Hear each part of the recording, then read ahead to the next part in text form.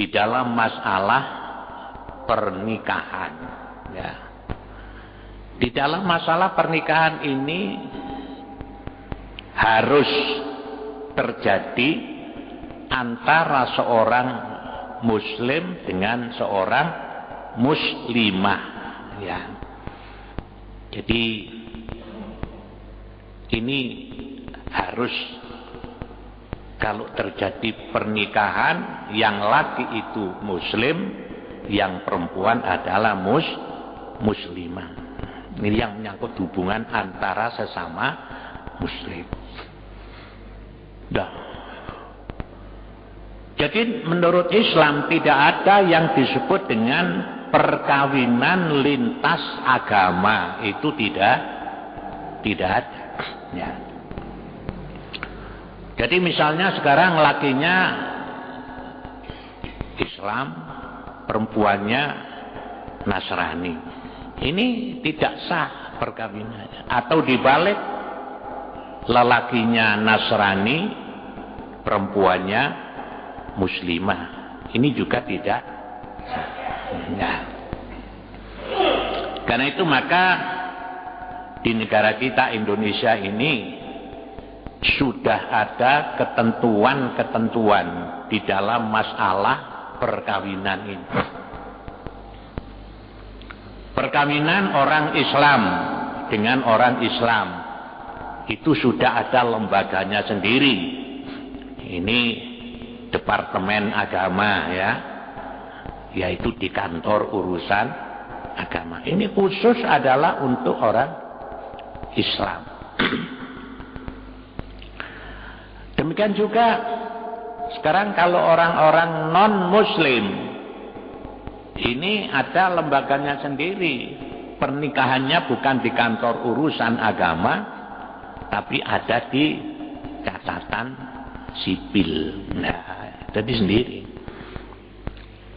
Ada orang yang mereka-reka sama-sama mempertahankan agamanya, begitu ya.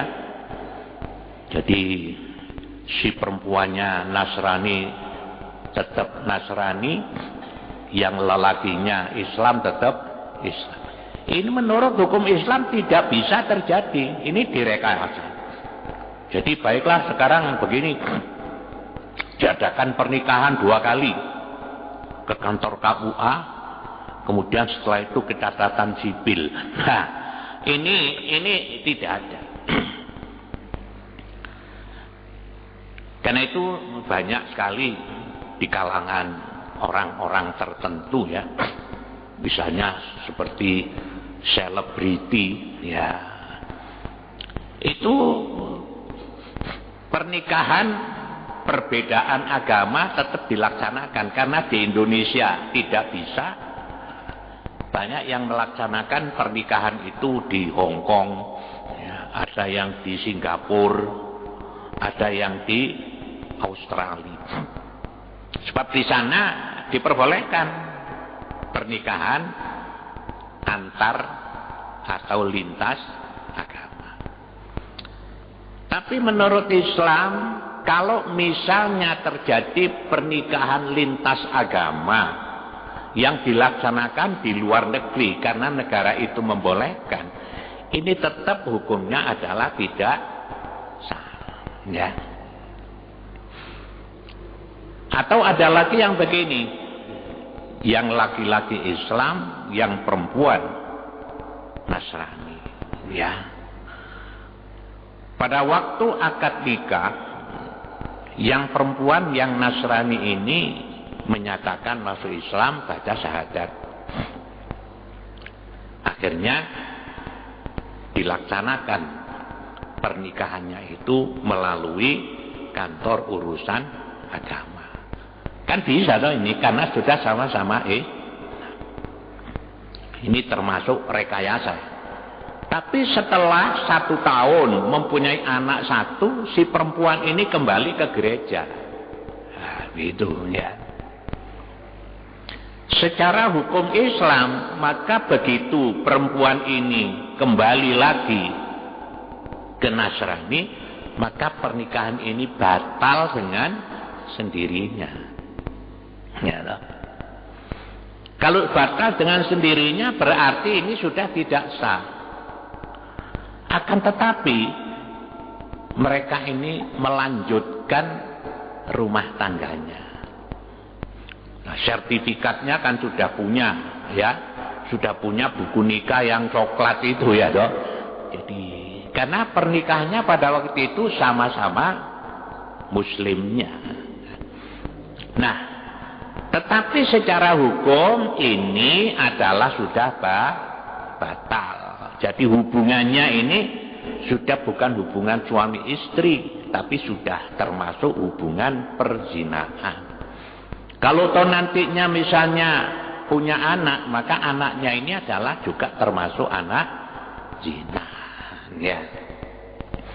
Jadi ini pertama, Islam itu mengatur hubungan antara sesama muslim. Ya. Ini banyak, ya, selebriti kalau kita baca di mingguan, di majalah-majalah itu, ya, malah ada yang berkomentar begini: suami saya Islam, saya Katolik, tapi hubungan saya harmonis sekali. Wah, ini komentarnya itu begitu. Ya. Kalau hari Minggu suami saya mengantarkan saya ke gereja. Kalau bulan Ramadan sahur jam 3 malam saya bangun, saya membuatkan makanan sahur bukan suami saya. Wah, hubungan saya harmonis sekali. Ini adalah komentar-komentar begini, ini adalah komentar yang menyesatkan, Pak. Ya. Jangan sampai orang Islam tertarik dengan komentar yang semacam itu. Kemudian bagaimana tentang anak-anaknya? Ya. Nah, anak-anaknya ini menurut dia, anak saya bebaskan. Ikut agama papanya boleh, ikut agama ini mamanya juga boleh. Tapi ternyata anak-anak saya ini semua mengikuti agama mamanya. Ini namanya komentar-komentar yang menyesatkan, Pak. Ya. Jadi kalau kita sebagai seorang muslim yang melaksanakan syariat Islam, hubungan antara sesama muslim.